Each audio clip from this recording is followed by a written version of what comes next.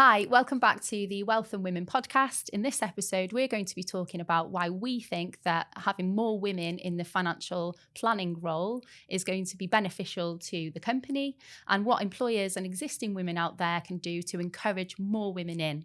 Finally, we're also going to cover how we can successfully recruit more diversity into companies without it becoming a box-ticking exercise.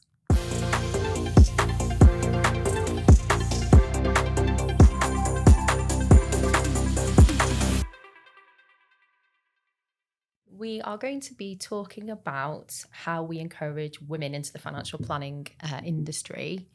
So, Hazel, if we start with you, if that's okay, how do you think we can encourage more women into financial planning? Well, having conversations like this is a great start.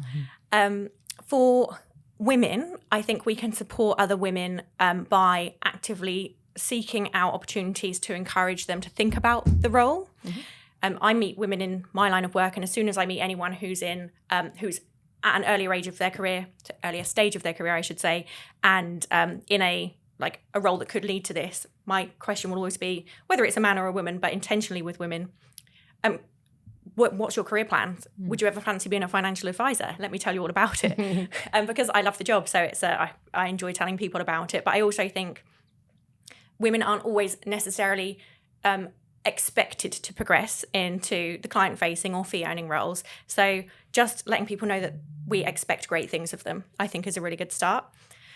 Making sure we share the things that have been difficult as well as our successes, I think, is a really big part of encouraging more women to join the profession.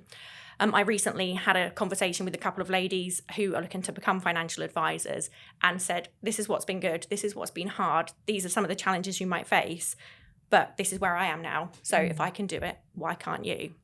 I think that empowering through people realizing that just because we look fantastic on LinkedIn, that, it's not always a bed of roses. And then for employers, I think they could just reconsider what they think the ideal candidate is and what qualities make good financial planners. Because otherwise, there's always this challenge, isn't there, of encouraging more women, but choosing the right person for the job. And I think, well, if you have a job that asks for all the masculine characteristics, the right person for the job is more than likely going to be a man or a masculine woman. Whereas if you look at, okay, well, what feminine characteristics are important for this job, let's put those in the job description, let's measure on that, you're more likely to get an equal balance. What would you class as a feminine characteristic? So feminine characteristics, I would say, are empowering others, collaboration, empathy and compassion. Now, I will say men have those characteristics too, which is why I've said feminine, not women. But they are characteristics that probably because of culture and society, we're more comfortable displaying. So I think those are things that, if you see a job description for a financial advisor, you might see things about going out, finding a new business, building financial plans. Even the word building is quite a masculine word. Creating is perhaps a more inclusive word. So just thinking about the language and how that attracts people into the profession, I think is really important. Yeah. And you mentioned there that you've had some struggles along the way. Are you comfortable sharing some of those with us? Yes. So I think in my career, I've had some moments where I've had people decide for me that I wouldn't be good enough. Right. So as an example, I was working at a firm where a senior male in the firm said, well, we can't have her going out because she's not experienced, and what if she can't do any of it? He didn't say it to my face. He said it in the room around the corner. So naturally I went through and said, excuse me, what are you talking about? Everyone's got to have a chance. And also I've proven myself here, here, here, and here. So what more can I do? I've had other experiences like that where, because I don't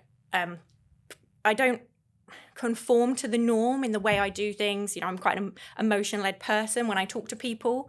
And that's not necessarily what traditionally you would expect from a financial advisor. It's like, well, clients really like that. And people shouldn't just be looking for a chip off the old block. They should be looking for diversity. So that's kind of why this is something that I'm very passionate about. Yeah, clearly. And I think you're absolutely right. I mean, at the end of the day, we're going out seeing people from vast different backgrounds and all sorts of different places and with different experiences. So why on earth would you recruit one set standard of person? It just doesn't make any sense at all, in my mind. I think sometimes there's ego in that. Well, I'm good, and if this person's like me, then they'll be good too. Maybe, yeah, maybe, absolutely, definitely. And Tracy, do you think there are benefits, that women financial planners can bring to the industry? It's quite a difficult one. This for me, this is difficult because I've never really experienced much negativity for being a woman in this industry. I just see myself as an equal, irrelevant of my gender. So I find this really, really, really difficult. But I think what we're very good at is, we're very empathetic. I think we can, not just women, but I just think we can really delve down into what clients want, truly what they want. I think we're very good at doing that. So yeah, I just think we've got this. We're much more empathetic in that respect. But yeah, we need to be encouraging more diversity into the industry, and I think, like I say, doing something like this, encouraging. It's not not less of this dog eat dog. Yeah. Let's encourage. Let's be welcoming. Welcoming. You can do this. Anyone can do this job. Anyone can. Why not you?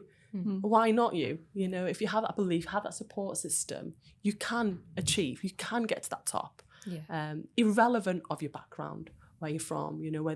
Whether you came from privilege or not. It's wide. You can come into this industry. From where I'm from, my background, this type of industry, it's not on the radar. You just wouldn't come into this industry because you're kind of thinking, oh, that it's just unapproachable. You have to be really clever. You have to come. Have to have X, Y, and Z resources. What's further from the truth? And I think we need to change that narrative. It is inclusive, and it's trying to change maybe the marketing of what is it to be a financial advisor, whereas a man in a pinstripe suit. Well, actually, no, it's not that. It's farther from the truth, and putting more images of different backgrounds, different diversities in magazines or whatever will make people realize, oh, actually, yeah, that relates to me, that does, so I think that's what we need to be doing. I agree. I mean, diversity should be seen as an asset, not a compromise. And I think there's so many ways the industry is changing as a conditioning. So, for example, I remember when we were transitioning post-RDR to goals-based planning, and now we are firmly on track of transitioning from goals-based planning to value-based planning. Well, that opens a lot of opportunity for deeper conversations. Now, more so now with women being more visible and taking more of an active role in creating wealth, but also, having an influence and having control over the day-to-day. Now, imagine all those narratives that were being carried out by male. Sometimes there is an out of sync situation where, back to your point about delving into the kind of exploring the realms of vulnerability. I remember going to this amazing conference, and it was about women in finance, and I was delighted to see a group of men, younger men, in the room. I was like, yes, somebody with an interest and actually with the will to actually, you know what, I'm going to sit here and learn to understand all this. We were talking about consumer duty and vulnerability, and there was a lady delivering an amazing presentation, and you could see the women in the room really connecting and really absorbing her wisdom and processing all this. And I turned, just because I'm like that, I'm a curious human being, and I turned also because I heard a slight sigh, and followed by a rolling of the eyes, with one of the gentlemen sitting not far from my kind of radar zone. And I figured that I was wondering, you clearly had the best possible intent coming in here. But clearly, some of these conversations are still out of reach, like really hard to digest. And I was thinking, well, if you were in a room where, women client taking more of an active role in shaping that financial plan, were there with the intention of, being quite open and honest and vulnerable in front of you, how would you react? How would you carry through the financial plan, including all those, ideas and feelings, and how would you process that? It just baffled me. And I was thinking, it's a positive step. I usually look at the half full glass always. And also with a sense of opportunity, I was thinking, well, I think you can only shape a different attitude if you are around people with that attitude, and this is why I think more women are needed, not to be women versus men in the same room, but men and women working together to actually understand the dynamics, understand the when the tide is changing, how you're going to respond, not react to it, how you're going to respond, how you're going to adapt the narrative, how you're going to adapt your processes, and how you're going to equip yourself with the resources, the human resources too, to be there, to welcome that client within your culture, to make it more of a home, because financial planning is a long-term relationship, and it has to be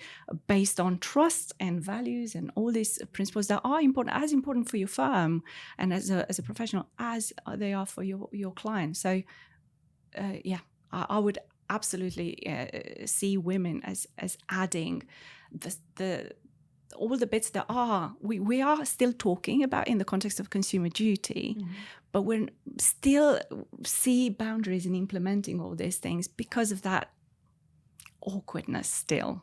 Yeah, I think you've touched on some really good points there, and I'd agree in terms of the vulnerability side. I think that's the one thing I've always picked up on over the years, is that I do think, certainly me as a woman, I'm quite happy to be quite vulnerable in front of clients and be very honest and tell them some details maybe that other people might not be comfortable with, not in terms of oversharing, but just showing the true me. And I think that can help a client open up and really tell you some things that maybe they weren't really planning on telling you, because you've opened that up and made it sort of okay for them to do. The other thing that you talked about there, about more women, we know that more women are earning more money now and becoming more billionaires and all this sorts of thing. But do you think there's a difference between male and female clients in terms of what they expect and how we behave in meetings? And I don't think so, generally. So I do find I have had clients who come in and are generally different from other clients, but I might have clients who come in and say, right, I want to deal with this specific problem, and they're very direct and focused, but I get that from men and women. But I would say no, actually. I think most people just want the same things. They want to feel safe, they want to feel secure, and they want someone to help them with what they're not confident in. And that's the same for men and women. And I think perhaps because of our nature and being able to open up, as you say, and be more emotion-led in the way we speak, I think certainly with my male clients, it gives them permission to be emotion-led in the way they respond. So I think perhaps because of our characteristics, we might get a slightly different response from some of our male clients. I only say that from my perspective. I can't say that. Obviously, I've never been a man, so I wouldn't know what it's like being a male advisor. But that's certainly how I see it. So I don't think they're particularly different. Yeah, I completely agree. I've never sat there thinking this client's going to feel more comfortable sitting with a male advisor. I don't know about yourself, but I sometimes feel like being a financial advisor, you feel like you're a bit of a counsellor as well, aren't you? Because that client is opening up everything. They're revealing their that you want to know their backstory, don't you?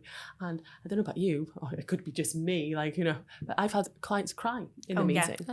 And cry, and it's making, and I remember the first time that happened, I was taken back by it, and I thought, have I done something wrong? But I hadn't. It's just, it's just the stress that was happening. And then I realized, well, actually, I did quite a good job, that they felt comfortable to cry in the meeting and show their vulnerability to me.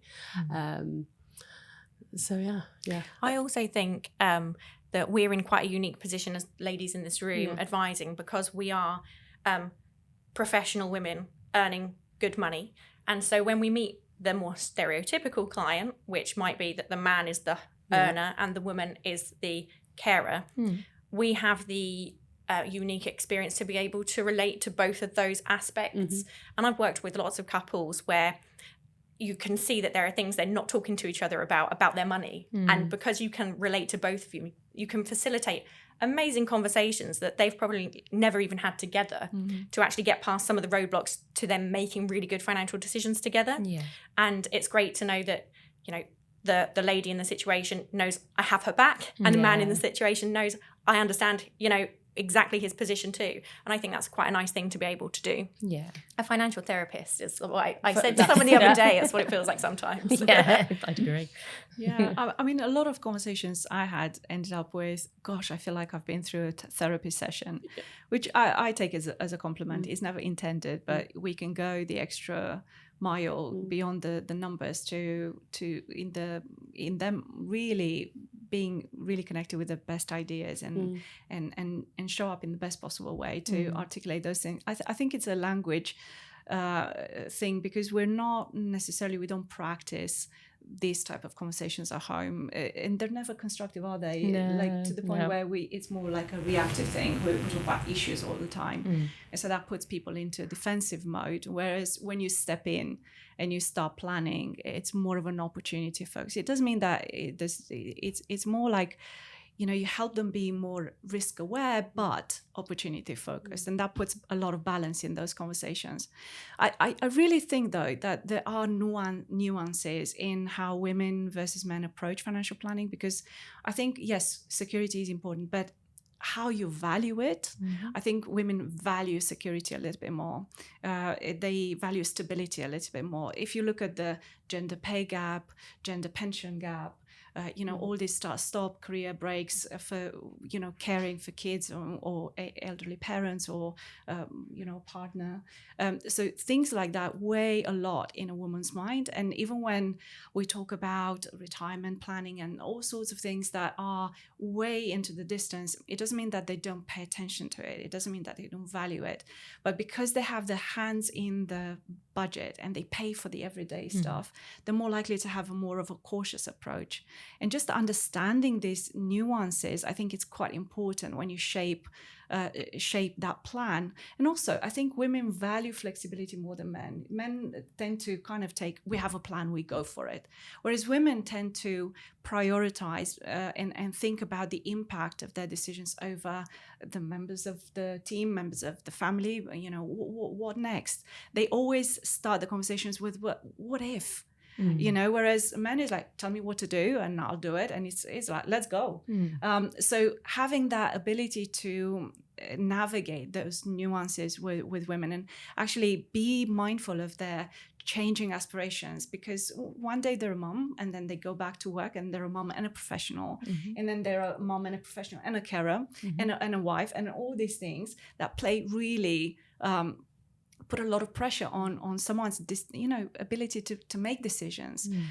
I was talking to a financial advisor and their team, and we actually, when they asked me to do some work with them to understand, okay, we're moving towards this client-centric service. We really want to make it really work, but tell me why. They deal with people in retirement, and obviously more often than not they have women clients going through bereavement, and they said they know we have our backs, but they don't really want to make decisions.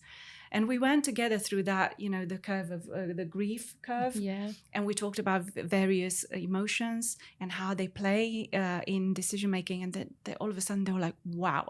I said, imagine if you overlay your process onto this curve and you explain to them that whatever milestones they go through, whether they're positive or not so positive, your process is there to back them up. And you know when to put a break in that conversation. You know when to encourage them to be on the point. I said, but you have to kind of look at the shades in that decision making, to look for the corners, look for the opportunities to come with a fresh perspective, build familiarity for a woman, because you're talking in financial planning, we talk about things that most people haven't experienced. Most people are the first generation building wealth. For most people, this female is the first female in the family, in a long line of surviving females in her family that are in the position of creating wealth and control wealth and distribute wealth to the generations to come. It's a huge responsibility, and this is why I think women working with women and sharing that perspective and that wealth of experience coming from all angles, I think is so healthy and really helpful.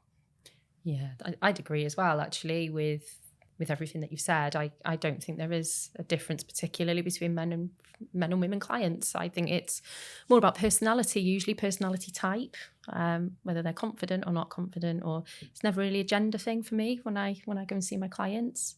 I think it's quite interesting what you picked up on there, and what we need to focus on. And in my mind, I was thinking, do you think employers and businesses need to maybe look at more sort of emotional intelligence training and, learning how to read personalities and that side of things, rather than just maybe, sales training, which it isn't really anymore. That more, I suppose, traditional, what you'd think about, you'd be learning about in that sort of role. Do you think that would be helpful? Yeah, I think there's more resources there now. When I started out in the industry, it was more like, sales. It was this is how you say it, this is what you say, and etc. But now it is very much looking for those key moments in the meeting, when to step in, when to step out, and the approach to take in certain situations, more, like I said, more the emotional side.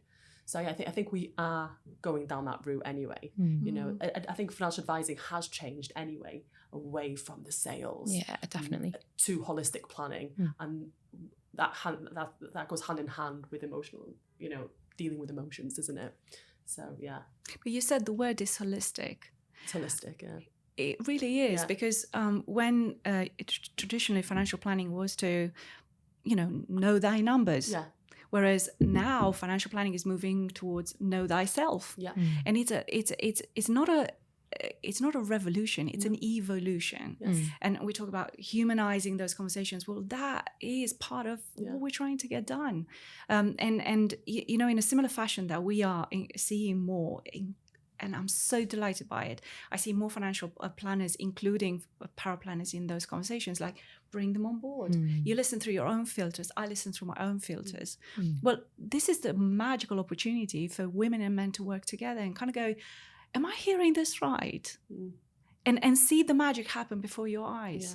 Because there is the richness in perspective can really, never mind having that relationship starting off well, but that purposeful plan to come to life, because you attach it, you sync it with that person's values, for the household's values. The chance for people to come, how useful would have been to know about triggers, money growing up. How many couples do sit down on the first day going, I seem to quite like you. What about if you take this to the next level and tell me, how was money growing up? And figuring out that at some point having children is going to trigger him or her to go completely off track. Suddenly they're the people that you haven't met before, because they stepped into this new persona. But being mindful of that, and but also if you aren't in a position to do that because you're so like knee deep into that. You can't see the woods from the trees. To have a professional to step into that relationship and kind of go, let's work on this together. Absolutely. Right. And I think if a lot of the everyday public listen to everything we've spoken about so far, you know, in this podcast series, they'd be quite shocked at what we're talking about and the emotional side and, you know, doing the right thing for the client. And I bet a lot of people out there be like, gosh, it's not sales. And that's probably what I thought it was. Investment. The way I give advice now has evolved. It has completely changed. You know, at the beginning, you know, I was very much like, if a client came to me and said, I need advice in this, I'll be like, okay, let me help you with that. But now I'm very much like, if a client says that I need advice in this, I'm like, okay, we'll talk about that. But let's start from the beginning. Tell me about you. You know, what's your family like? Tell me about life. Because more often than not, by just taking a step back and finding out the bigger picture, you actually find out that they have greater needs than the need that they presented to you. And it's like a light bulb moment for them, isn't it? It's like, gosh, yeah, you're right here. And it's making people realise, actually, I really do need a financial planner now. You know, you've made me realise, yes, I need to be considering this. I need to think about the what if scenarios. And I think we're very good at doing that. I think we're very, very good at doing that. And we're not afraid to ask those questions. And again, I think it comes down to the emotion side that we bring in. Yeah, I think so. And I think as well, coming back to the question, which was about, you know, the difference between male and female clients. A lot of our clients are joint clients. You know, we deal with couples, but I still meet lots of people where, and generally speaking, it will be in this scenario where I've got one of the couple and it's a man, and he's in charge of the money, which is fine. People take on different roles in the household, but they'll talk about the fact they're doing some financial planning. And I'm like, well, has your wife been involved or has your partner been involved? Well, you know, we have a chat and I take her figures to the meeting, but she's not really, she's never met the financial advisor. And actually, for ourselves, for our businesses and for our clients, we have a responsibility to make sure both people are involved. Because, I mean, I often in these situations will say, you know, bring your wife to our meeting, please, because it's going to be better if she's here. And then if, using a stereotypical example, it's that she doesn't think she needs to be there. She's not interested in the money. It's like, well, this conversation is not about your money. This conversation is about your life. And you obviously, presumably, are interested in your life. So if we're going to be planning your future, you both need to be involved in this conversation. If you're growing your wealth, well, why do you want to grow your wealth? What is life going to look like? And by having those conversations with people earlier, it means that we won't get to a point where a woman's inherited from a man and she hasn't got a clue what she's doing and she's really anxious because she would have been involved from the start. But also from a business perspective, a lot of women who are in a relationship with a man and have an advisor who deals directly with the man, if the client then dies, a lot of those women will leave and go to a different advisor because they've never had that emotional connection. And well, probably, quite frankly, I'd do the same if I was in that situation, if they'd never taken an interest in me. So we ought to do it from a commercial perspective as well as doing it because it's the right thing for our clients. Yeah, absolutely. I agree. I think so many times I've been in meetings where the man is typically in charge of the finances, and you often would see that the lady's quite disengaged and just not interested and thinking, oh God, why am I here? But just by giving eye contact even and just trying to bring them into that and, like you say, turning it around. So it's not just about money, actually. It's about the journey and the life and where you're getting to or wanting to get to. And then bringing the feeling in, talking about it, the emotion. It's a lot more engaging, definitely. But also, you find, I don't know if you come across many households where typically the woman puts the brake on. We find that the partner, because they earn most of the money, they feel like, oh, I can take some risk, and they go home and say, oh, I've heard about this and that and that, and she's like, whoa, and that is detrimental, right? Because it stands in the way of them really maximizing the value of that take-home salary that they work really hard for. And then once you break it down and they understand, actually, we're okay. Actually, let's see, what is the purpose of this? Yes, the kids will grow up. But it's just not that. It's not the focus. It's almost like having that multi-pot strategy. It's like you have all these elements in. Okay, well, there isn't that or the other. It's not savings or investment. It's when savings, when investments. And once they understand that, they're less likely to stand in the way, to have like this this tug of war over decision making, to be on board with everything, right? Absolutely. And actually it works in the opposite way as well. I have a handful of male clients who have said to me that they do drive the financial conversations, but I've involved both parties to it. And they've said to me, well, the reason I chose to work with you originally was because my wife said that she liked you more than anyone else we met. Now I have a great relationship with them both, but it was the wife that made that decision. Yeah, that was a point I was going to make. You know, many times I've been in a meeting, husband and wife, and the husband is leading. You know, he's done all the talking, but I know that the final outcome, the decision, will not be made unless the wife says so. So it's so important having that woman in that the wife. It's a team, because more often than not, it is the woman that goes, yes, okay, let's go ahead. More often than not. And if she's been ignored by the advisor in the room, then that's not going to go down well, is it? And so eye contact is so important, isn't it? That you're talking to everyone and not just to the person that's talking. It's to everyone. But that relatability as well, right? Because I think when the narrative is more solution focused, I think without dismissing the practical elements in women's financial decision making, because there's plenty of them. I think women actually know their numbers better than men, to be honest.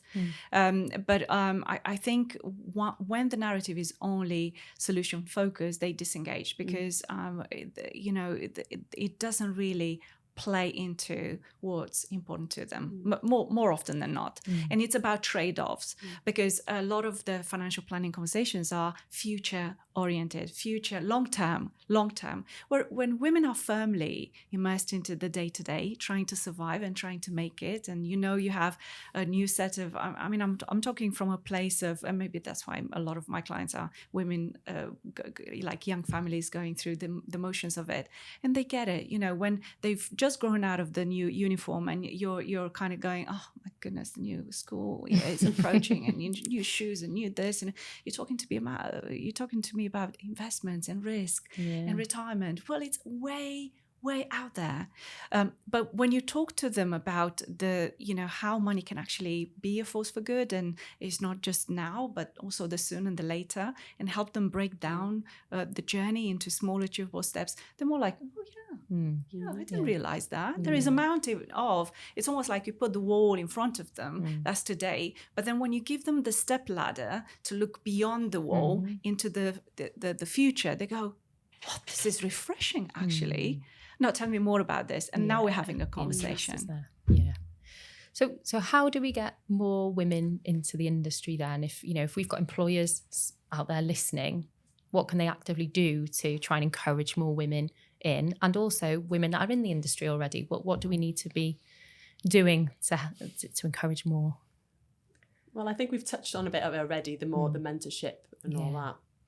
But I'm going to come from a point of personal experience. Is some women decide to raise a family, and I think a lot of women are, maybe they might be reluctant to do that, especially if they're a financial planner, is because they've gained so much momentum in their job, they don't want it to stop, and they're fearing that if it stops, I'm having to start from scratch. And that kind of happened with me. I'd been in the job for 8 years, whatever, and I went off for maternity. I come back and I had nothing, and I had to start from scratch. And I felt like that's a punishment to me now for choosing to decide to grow a family, and it put me off. And imagine what message that could have had on the other women that were planning on growing a family. But the reason that had happened to me was because they never had a female advisor who had gone off on maternity. They didn't know what to do. So they just it was kind of very, very much like, it was just a reaction mode. Okay, this is what's going to happen. So I think employers need to think about, well, what would happen in that scenario? If a woman decides to grow a family, how can we help them? How can we help them? I think that's a really important point, and it doesn't, I don't think, just affect women who are having families, but there's a lot of research done which shows that the prime age to be a woman in your career is actually, I think, like 25 or 26, because it's the age where people can take you seriously, but they don't think you're about to have children. And so actually, even if you're not going to have children, there can be a lot of unconscious biases when you're in your 30s. And also sort of just extending this out a bit. Having maternity policies are so important for obvious reasons. But if you have a great maternity policy and then paternity is 2 weeks, for example, the message you're sending to everyone in that organisation is women are caregivers, men are breadwinners. And it also means that when people go on maternity in those types of organisations, that let's say you were going on maternity now, there might be another woman, and I see this happen a lot, where they're like, oh, I'll buddy up with you and you can look after my clients while I'm on maternity, and I'll look after yours when you're on maternity. So that just means that not only do you take time out, but you're also doing unpaid work to help someone else so that you can reciprocate. The expectation isn't there for men to do that necessarily. So it's thinking broadly about how can we just culturally change the views so that there's a balance, and also that benefits men because they actually get to go on paternity if they want to, if they get the same. Yeah, it's funny you've brought that up because me and Tracy were talking about this yesterday, weren't we? And I still think it's wrong that women get paid a certain amount to go off and have children, but men only get like their 2 weeks and that's it. I mean, surely in this day and age, there are a lot of men out there who would like to take more time off and not have to worry about the financial consequences of that. And there'll be a lot more women who would love to go back to work a bit earlier, but probably feel like I'm the only one that's going to get paid any decent money or any money at all. So I'll have to take that responsibility on. So I think it'd be fantastic for employers to have an equal, men or women can go off and be paid a certain amount equally, you know, and then, God, imagine that. Yes, I mean, the message that would send.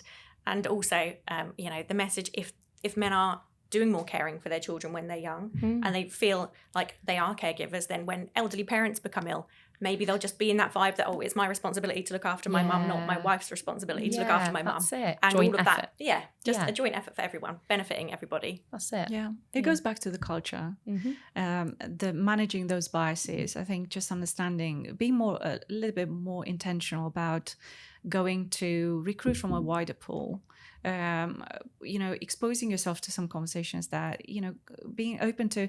I was speaking at this conference that I've been to, one of the ladies, paraplanners that I was speaking with, she has a degree in law. Like she could be a barrister. She can be whatever she wishes to be, but she decided to be in financial services, and she's a paraplanner. She would love to explore financial advice, financial planning, but she doesn't feel supported on that journey because she doesn't fit the criteria. She doesn't, you know, she's not young enough, she's not old enough, she's like in between. So understanding really how the broader skill set and their strengths can actually benefit the firm and actually can not fit with the culture, but enrich the culture. You see, understanding that, you know, you were talking earlier about negotiating with a sense of possibility, like the next step. I think women in those conversations, in recruitment conversation, shouldn't be about tell me what you can do, tell me what you can help us do. What's your, you know, bring a fresh eye set, bring a set of fresh eyes into those strategic conversations. Now that is powerful. And that not only signals that, you know, we're ready to diversify, but we're ready to grow, we're ready to innovate, we're ready to take this to the next level. And I think that will allow a lot of businesses, when they look on the outside, where women are thriving, where women are accessing more like higher paid job, more responsibilities, women have become CEOs and stuff. You are signaling that we are aligning with the rest of the world. We're not stuck in some ancient past where and clinging on to how we used to do things, right? And that is speaking to universities and speaking to colleges and speaking to secondary schools and speaking to women out there who are still caring for children, but literally looking into a horizon where they're no longer relevant or they can't be at the highest level of contribution. You know, digging out that enthusiasm and that energy that they can bring, the maturity. Again, I'm saying perspective, because I think it's such a missed opportunity in most cases. You hire at a certain level and you spend time and energy forming, shaping these people, only to sometimes get the sense of purpose out of them. And they reach a deadline because they're not quite sure if their voices are heard, if they're seen, if they're understood, if there is anywhere they could grow into the people they want to be and the professionals they want to become. So I think, again, intention is key, and finding new ways to shape the future of that financial planning process, that financial planning conversation, by taking all the best bits out. And usually it's not within your eyesight. It's not where you would normally look. It's going broad and deep as well. Intention there, just picking up on that, is such an important thing. And one of the things, I had a similar conversation on a webcast I did for International Women's Day about how a lot of companies don't think there is any barriers for women in their businesses. So they assume there's not a problem, so there's nothing to fix. And employers should intentionally create spaces where they give women opportunities to just, ask the question, do you face any barriers that you think are specific to you as a woman? And make sure people know that it's not going to be detrimental if they tell the truth. But when you know what the problem is, you can fix it. You can't fix a problem if you don't know that it exists. Yeah, you're absolutely right. That's what I was thinking. It's got to be a cultural thing where everybody's very open and transparent and not scared to hear the reality. Yeah. Over the years, when I've heard about people asking for pay rises, like people are offended that their staff are coming up to them and asking for a pay rise. Why would you be offended by that? These are driven people who really know where they're going. Why is that a bad thing? They want to progress. So I think the feedback side of it is really good. And I also think, certainly a lot of women I know, they like to know where they're going. What's the path, the clear path? How do I get from A to B? And I think if you've got a company where that path is not clear, you're not going to be drawing in the right people. Why would somebody who's very driven and wants to go where they're going go to a company where, how do I get to the next level? What is the next level for me? What other opportunities do I have? Well, we haven't really got the proper clear path at the moment. So I just don't think that'll draw people in. And I think by having that clear path, it actually enhances the chance of the success of the business. It goes hand in hand, doesn't it? The business can thrive, last for longer, and then you can raise to the top. Everyone knows where they stand. Everyone knows where they stand. That's it. Yeah. And actually, if you have got people in the business that aren't very confident in walking in, as we mentioned in a previous one, then actually it opens the door for them to go in and be comfortable about having that conversation without having that build up and, I don't really know if I can talk about this. Yeah. I think we also need open conversations about some of the reasons women work to different timelines, because I have I'm trying to work to a timeline in my head that I need to get to a certain place because I might have time out of work. Yeah. And I've had in the past some people say, Hazel, why are you so determined to get to a certain place by a certain age? And I'm like, well, it's obvious to me that I might want to have children, or even if it's, it should be obvious to probably anyone that it's possible a woman might need to have time off to have children, even if it's not an expectation that we should. Yeah. But I think I've had conversations like that with some men and it's just not occurred to them at all. And they're like, oh, that makes sense. But I think unless we have conversations, which is tricky because people can't ask us, obviously, if we're going to have kids because of discrimination and lots of good reasons why not. But just the general idea that it's okay for people to have timeframes that don't make sense to us so long as they're working towards it and it makes sense to them. Yeah. And maybe the time when again, I'm not taking anything away from analyzing performance and working with KPIs in mind, because ultimately what you can't measure you can't manage, right? So you need some guidelines and some really good measures of success, but up to a point, I'm not saying don't recruit based on skills and experience and expertise, because that's, it's somewhat unsaid. You want people to be able to perform. But sometimes having, if the companies have more of a set career path, it may not be suitable. It could actually stand in the way of someone growing. So I think you recruit based on skills and expertise and what the value they can bring, the things that you can develop, but also work with that person on, in some companies, they're like, no, we break Fridays at 12 o'clock. Well, when someone needs to be at home at 3:30, Yeah. That you breaking the day, you starting a weekend earlier, it ain't gonna float their boat. They don't live only for the one half a day free on Fridays. You know, one day a week. Let's make workplaces. Let's stick to 4 days instead of 5. Well, yes, but timelines are important. You know, rhythm of life is important. Lifestyle is important.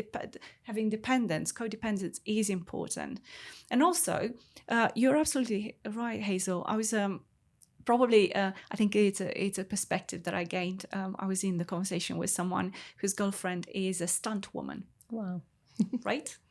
Well, similar to some of the clients that I have who are in the dancing, you know, the kind of arts, they have a finite number of years where they can be at the best, at the peak of their profession. They can be on top of their game. Now, for anyone sitting on the outside thinking, oh, you're of a certain age, you should be having children, you should be doing this, you should be doing that. Well, your version of success may not be relevant to their opportunity of success on your terms. Yeah, that's right. Because of the realities of what they do, because of those years when they need to make the most of their talent and their potential and so on. Yeah. So I think career paths are great, but shape them with the person in front of you without the fear of saying them having a say in how they shape their career path doesn't take away from the quality of their deliverables. Yeah, absolutely. Right? Yeah, but absolutely. it just allows them to be the best they can be,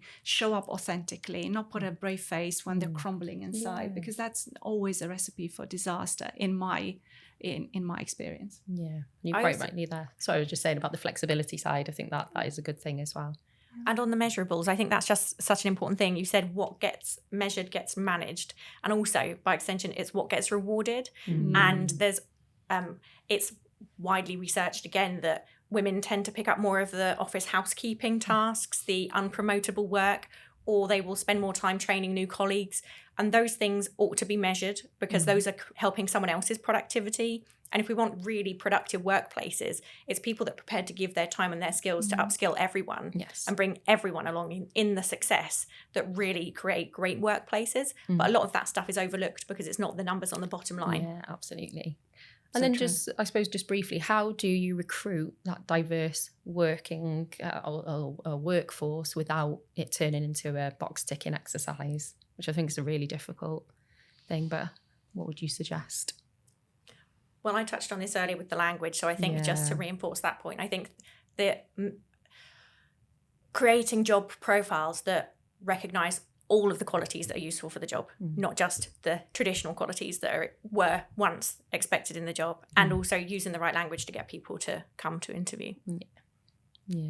Yeah, no, I completely agree on that. I remember, you know, the first ever interview I had, and that job got me into to become a financial planner. They didn't look at the qualifications. They didn't look at that. They kept that aside. They were judging me as a person, kind of thinking, has this person got the qualities to be a financial advisor? That's what they were looking for. And in that, you know, in that workspace, everyone came from different backgrounds, different degrees, you know, a real diverse amount of people. And it worked. It truly did work. It didn't matter, well, you got the top grades and this, that, and the other. That was irrelevant. What skills, you know, what do you have in you to be a good financial advisor? They were looking for certain qualities. And I think that's key, looking at the personality more than anything else. I think it's so important. I think the most successful financial advice businesses I've come across are the ones that lead with a vision and see if they can bring people along according to the vision, because I think skills, you can broaden them. No one is born with a set of skills that are designed for one thing or the other. But I think when you have the spirit of intent, when you have that desire to go and do great things with a great partner, in a great partnership with a company, with a set of people, I think that is where the magic really happens. And you're right, if I think I would love to see more interviews where job interviews where people walk in with a sense of, what if? well, let's wait and see. I mean, I'm here because I want to do great things. I'm here because I know how to do things, but I'm here because I want to be inspired to go to the next level. And I think if you don't lead with I'm looking for a product, and if you're always looking for the potential, I think that's where really that opportunity presents itself. And like I said, I think the most successful teams I've ever come across are the ones that lead from a point of possibility, vision, growth, potential, and so on. Not just looking at the bottom line and the past performance, which is, as we know, is never guaranteed for future performance. Yeah, I'd agree. Love that you dropped that in there. Yeah, like it. Very good. Bum, bum. I'd probably just add as a sort of aside, just being mindful on where you're recruiting people from. I think that can be quite, you're going to get the same kind of people if you recruit in the same places. If you're recruiting on LinkedIn where everybody that you're linked to is in finance, then you might end up getting the same type of person than if you go out into the community and advertise somewhere different, maybe, if you go into universities rather than a local college down the road, that sort of thing, I think probably needs to be mindful of as well. If you want real diversity, then just be mindful of how you're recruiting and where those people are coming from, those people you're recruiting. 100% agree with that. It's more than just the gender diversity. Obviously, you've got the diversity of social background. Diversity of thought comes from all of that. Yeah, absolutely. And I think it's very important if we get to distribute this podcast to the wider network. I think for whomever listens who sit on the sofas kind of thinking about what would be the next level, I think, instead of sitting on the sofa waiting to be called upon or waiting to be found, just to raise your hand and kind of go, let's try this. I want to learn a little bit more about this. Instead of just being an observer and maybe have a bit of a moan about, where this world is going, to have more of initiative and kind of go, well, that sounds interesting. Let's give it a go. Yeah, so thank you very much for joining our Wealth and Women podcast today. As I always say, if you would like to know when the next podcast is due, please feel free to follow us at the Personal Finance Society on LinkedIn or YouTube. By all means, comment as much as you like. We'd like to know your views on the content that we're discussing today, and we hope you'll join us next time.